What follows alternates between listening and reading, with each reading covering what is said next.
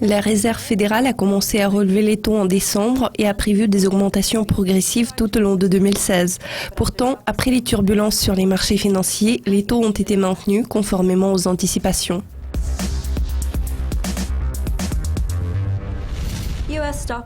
Les marchés boursiers des États-Unis ont reculé après la déclaration de la Fed qu'une hausse de taux restait toujours une option en mars.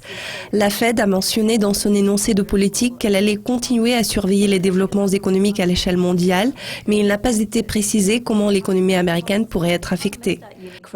Harm Banholtz, économiste chez Unicredit basé à New York, a dit « Il est clair que quelques membres du FOMC sont devenus plus inquiets ».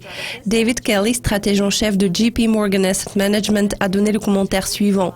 La Fed balançait attentivement entre la tonalité pacifiste et belliciste dans une tentative de rassurer les marchés que les hausses de taux seront progressives et dépendantes des données, sans pour autant fournir de messages excessivement accommodants qui pourraient être interprétés comme étant inquiétants pour les marchés.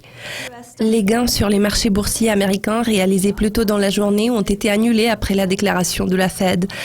L'indice S&P 500 a clôturé en baisse de 1,1%, tandis que le Dow Jones Industrial Average a chuté de 1,4%. Le dollar a également glissé contre un certain nombre de monnaies après la déclaration. L'euro a atteint son plus haut niveau face au dollar en près d'une semaine, passant à 1,0915. Le Brent et le WTI se sont maintenus au-dessus de $30 le baril tout au long de la journée. Pourtant, cela n'a pas été suffisant pour apaiser les craintes.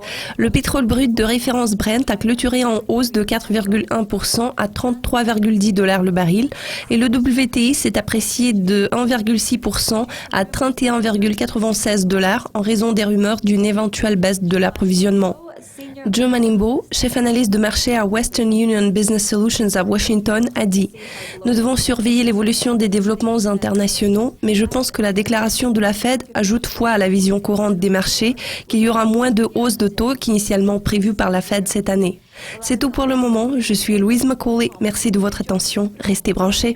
Au revoir.